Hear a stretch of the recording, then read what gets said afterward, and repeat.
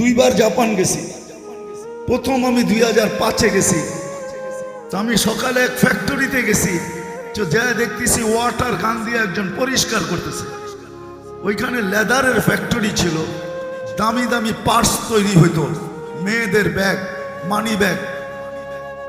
তো সব কর্মচারী বাংলাদেশি ছিল, অধিকাংশ বিক্রমপুরের।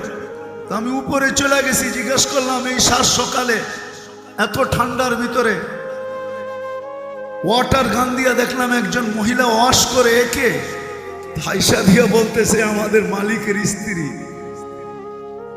আমার উপরে যেন আকাশ ভাঙ্গা পড়লো, এত বড় ফ্যাক্টরির মালিক, তার স্ত্রী ওয়াশ করতেছে সকালে ফ্যাক্টরি। তাই বললাম কেন? বলছে ও চাকরি করে এখানে। এমনি চাকরি? আমার কাছে যদি পয়সা থাকে তো আমার স্ত্রী থাকবে রানীর হালে, ঠিক না?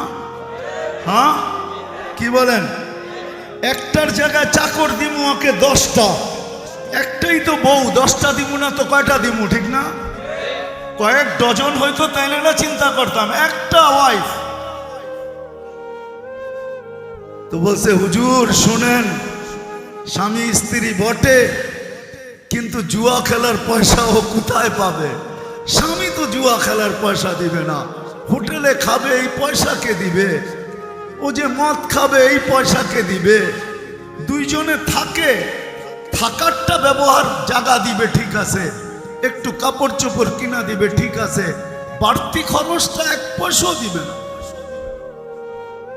তো দুনিয়ার সবচেয়ে দামি খাওয়া খায় মুসলমান, দুনিয়ার সবচেয়ে বেশি আইটেম খায় মুসলমান।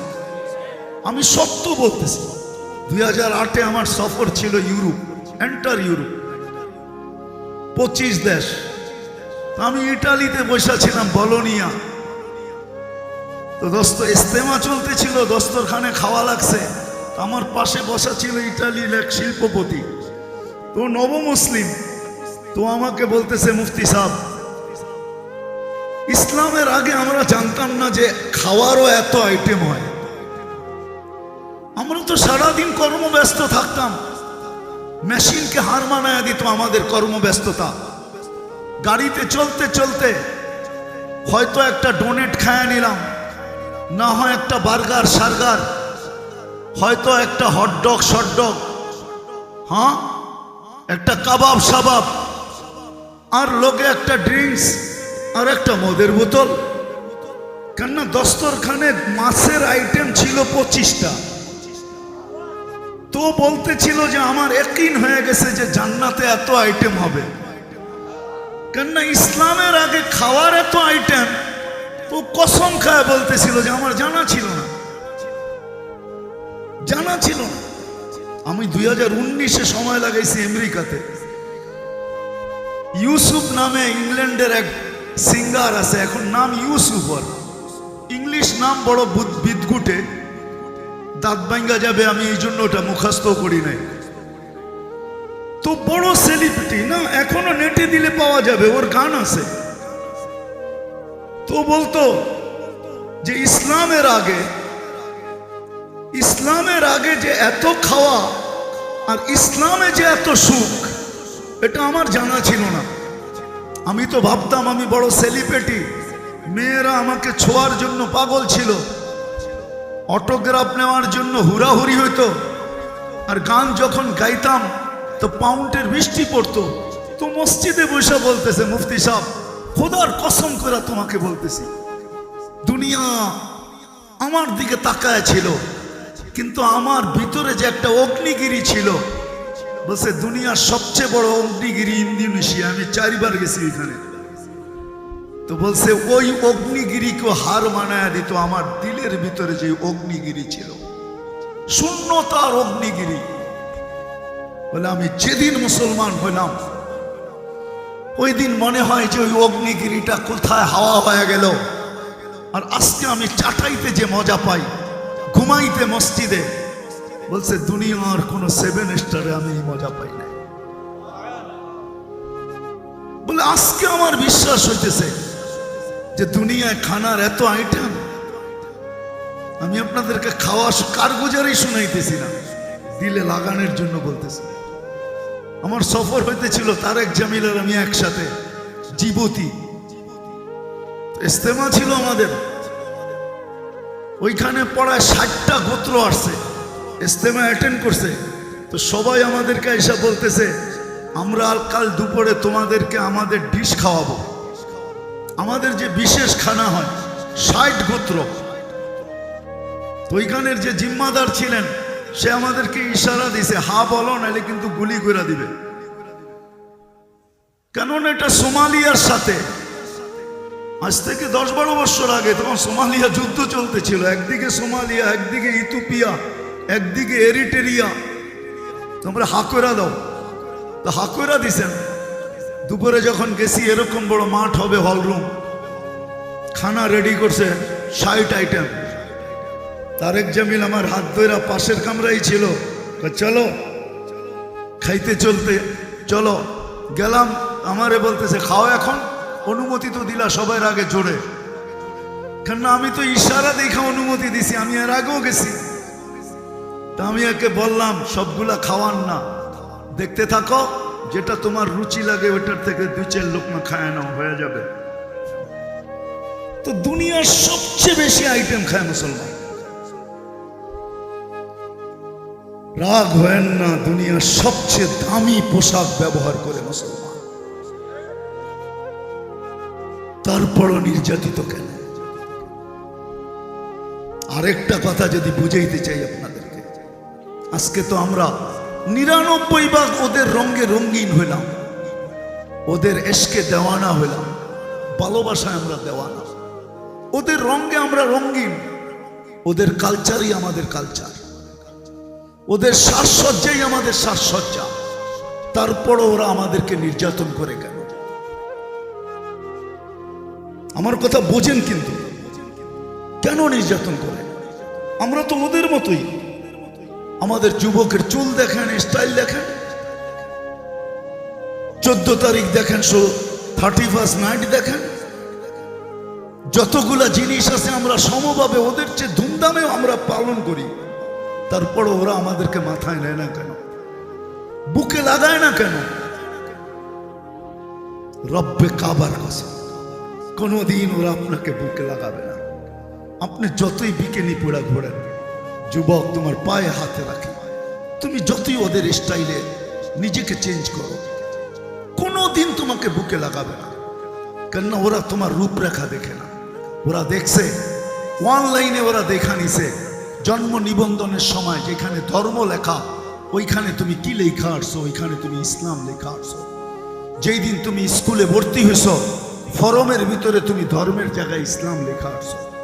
এরকম না, যেদিন তুমি পরীক্ষা দিতে গেছো ম্যাট্রিক, ওই দিন ধর্মের জায়গায় তুমি ইসলাম লেখছো। যেদিন আইডি কার্ড বানাইছো, ওই দিন তুমি ধর্মের জায়গায় ইসলাম লেখছো। যেদিন পাসপোর্ট বানাইছো, ওইখানে ধর্মের জায়গায় তুমি ইসলাম লেখছো। যেখানে চাকরির অ্যাপ্লাই করছো, ওইখানে ধর্মের জায়গায় তুমি ইসলাম লেখছো। ওরা অনলাইনে দেখা নিছে যে তুমি কে, তোমার রূপরেখা দিয়ে ওদেরকে ভুলাইতে পারবে না। যদি বিশ্বাস না হয়, যাও যাও আমার মা বোনদেরকে বলো, যারা ইসলাম আর মুহাম্মদুর রাসূলুল্লাহ সাল্লাল্লাহু আলাইহি ওয়াসাল্লামের উম্মত হওয়া সত্ত্বেও যারা নিজেদেরকে আধুনিক সাজে সাজাইতে চায়, যাক না আধুনিক সাজে সাইজা, যাক না বিকিনি পড়া পাসপোর্টটা নিয়ে আমেরিকান এমবেসিতে, দেখি ভিসা দেয় কি দেয় না, যাক না।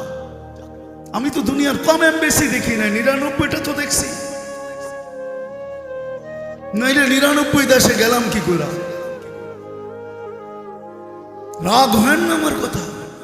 হইতে পারে এমবেসিতে ঢুকার সাথে সাথে গার্ডরা বাহিরও করে দিতে পারে, বলতে পারে বিকিনি তো পড়ে সি এরিয়ায়, তুই আমাদের এমবেসিতে আসলি কেন? এমবেসি তো বিকিনির জায়গা না, বিকিনি তো পড়ে সি এরিয়ায়। সৈকতে বিকিনি পড়ে তুই এমবেসিতে কেন আসলি? হইতে পারে কার ধাক্কা দিয়া বাহিরও করে দিতে পারে। আজকে আমরা ইসলামের ইজ্জত রাখি না, উম্মত হওয়ার লাজ রাখি নাই, মুহাম্মদুর রাসূলুল্লাহর ইজ্জত রাখি নাই, খাতামুন নবীর ইজ্জত রাখি নাই। উম্মত জানি না লা ইলাহা ইল্লাল্লাহ মুহাম্মাদুর রাসূলুল্লাহ যেরকম ইমানের অংশ ইমান, এটাকে ইমান বলে। খাতামুন নবিয়্যিন মানা এরকমই ইমান, 1 ইঞ্চিও কম না বেশি না। লা ইলাহা ইল্লাল্লাহ মুহাম্মাদুর রাসূলুল্লাহ যেরকম ইমান, এটাকে ইমান বলে। ঠিক খাতামুন নবিয়্যিন এরকম ইমান, আল্লাহ রসুলকে খাতামুন নবিয়্যিন মানা। এই জন্য আমি শেষ জায়গায় চলে আসছি। আসেন আসেন, শুধু প্রতিবাদী আর চিৎকার দিলেই হবে না, ওই পর্যন্ত আল্লাহ পক্ষে হবে না। নাইলে আল্লাহ রসুল এই হাদিস কোনোদিন বলতেন না। আমি হাদিসের শেষ অংশ বলতেছি, ওলামাদেরকে কিতাবের নাম বলে দিতেছে। মুনাব্বিহাতে ইবনে হাজার, আল্লামা ইবনে হাজার আসকালানি রহমতুল্লাহ আলাইহি লেখছেন। ওটা উঠায় পড়া দেখেন, ওটার ভিতরে এক হাদিস নকল করা আছে। আল্লাহ রসুল বলছে, হুম বারিকুম মিনহুম ওয়া আনা বারিকুম মিনহুম ওয়া হুম বুরাআউ মিন্নি। একদিন আসবে তোমরা আমার ইজ্জত রাখবে না, আমিও তোমাদের ধার ধার। আজকে মনে হয় ওই সময় আমরা আল্লাহ রসুলের ইজ্জত রাখি না। নাইলে আল্লাহ ডাকে, 5 বেলা আল্লাহ ডাকে। আল্লাহ ইসলামের যদি ইজ্জত রাখতো তাইলে কিছু করতো আর না করতো মুসলমান, কমসে কম তো 5 বেলা মসজিদে আসতো। কয় % মুসলমান মসজিদে আসে? জুমার দিন কয় % আসে? যুবক, যৌবনে মনে হয় ভাসমান তুমি, যৌবনের তরঙ্গে। কিন্তু আমি একটা প্রশ্ন করি আপনাদেরকে, বলেন এক যুবকের যৌবন এক পাল্লায়, সমগ্র জগতের সম্পদ আরেক পাল্লায়, যৌবন দামি না সম্পদ দামি? কি দামি? যৌবন। সব একমত? দেখি কে কে একমত। নামান, তাহলে যুবক তুমি পাবো, তোমাকে আল্লাহ কি দিছে? একজনের যৌবন যদি সমগ্র জগতের সম্পদের চেয়ে বেশি দামি হয়, এক নারীর নারীত্ব যদি সমগ্র জগতের সম্পদের চেয়ে দামি বেশি হয়, এক পুরুষের পুরুষত্ব যদি সমগ্র জগতের সম্পদের চেয়ে দামি হয়, এক ব্যক্তির জীবন যদি সমগ্র জগতের সম্পদের চেয়ে দামি হয়, তাহলে কত বড় জিনিস আল্লাহ আমাদেরকে দিয়েছেন। বাকিগুলো বলাইলাম না। আজকে দুপুরেই আমি বলতেছিলাম বয়ানে, একটা কথা বাবানের জন্য বলতেছি। আচ্ছা, আমরা অক্সিজেন নেই, ঠিক না? পিওর, ঠিক না? যখন ছাড়ি বিষাক্ত, ঠিক না? ওই বিষাক্তটা কোথায় ছিল? কোথায় ছিল? আমাদের ভিতরে ছিল, ঠিক না? তাহলে অক্সিজেনটা শুধু অক্সিজেন ছিল না, এটা পঞ্চ ছিল। যেমন পানির ভিতরে পঞ্চ রাখলে, স্পঞ্জ রাখলে সে পানিকে চুষা নিয়ে নেয়, বোঝা গেল অক্সিজেনটা ভিতরে যায়া দূষিতটাকে চুষা নিয়ে নিছে, নিজের ভিতরে নিয়ে বাহির হয়ে চলে আসছে। ডেলি 14 বার 80,000 বার আল্লাহ ওয়াশ করেন আমাদের ভিতরের এই দূষিত কার্বন ডাই অক্সাইডকে। আল্লাহ প্রতিদিন 80,000 বার ওয়াশ করেন। কত? কারণ আমরা 1,60,000 বার শ্বাস প্রশ্বাস নেই, তাইলে 2 দিয়া ভাগ করলে 80 80 160। আমি এখন ডাক্তারদেরকে জিজ্ঞাসা করি, যদি এটা আল্লাহ বাহির না করতেন আর এই দূষিতটা আমার ভিতরে থেকে যেত, আপনি কয়দিন বাঁচতেন বলেন? ও বলো যুবক, নেটে সার্চ দিয়া বলো না। একটু এইখানে বৈশা, তোমাদের মোবাইলে নেট আছে, WHO কে একটু সার্চ দাও, এখনই জিজ্ঞাসা করো। আমার আওয়াজ যত দূর যায় আমি জানি, এখানে বড় শিক্ষিকা মহিলাও আছে। একটু নিজেকে প্রশ্ন করে, যে এই দূষিতটা যদি আল্লাহ বাহির না করত, ডেলি 80,000 বার যদি ওয়াশ না করত, তাইলে আমি এই দূষিত কার্বন ডাই অক্সাইড নিয়ে আমি কতক্ষণ বেঁচে থাকতাম বলেন? যে আল্লাহ 80,000 বার ওয়াশ করে, ওই আল্লাহ ডাকে ডেলি 5 বার। শুধু আল্লাহ যদি ডাকতো আমার মনকে তো বুঝাইতে পারতাম, শুধু আল্লাহ তো ডাকে না। আজকে মানুষ পদস্থ মানুষ দেখতে দেরি, হায় হায় আমরা তো জানি, কিন্তু বলবো না, এই মজলিসে বলা শোভা পাবে না। কোনোদিন বলতেও মনে হয় পারবো কিনা জানি না, হ্যাঁ একদিন বলবো ইনশাআল্লাহ। পদস্থ মানুষ পদস্থ হইতে দেরি, ধরা ছোঁয়ার বাইতে যেতে দেরি করে না, নিজের প্রভাব দেখাইতে দেরি করে না, ঠিক না? হ্যাঁ, আর আমরাও পদস্থ মানুষের সান্নিধ্যে পাইতে আমরাও দ্বিধাবোধ করি না, ঠিক না? সেলফি নিতে দেরি, ফেসবুকে ছাড়তে দেরি করে না। শুধু আল্লাহ তো ডাকে না, 99 পদের মালিক আল্লাহ ডাকে।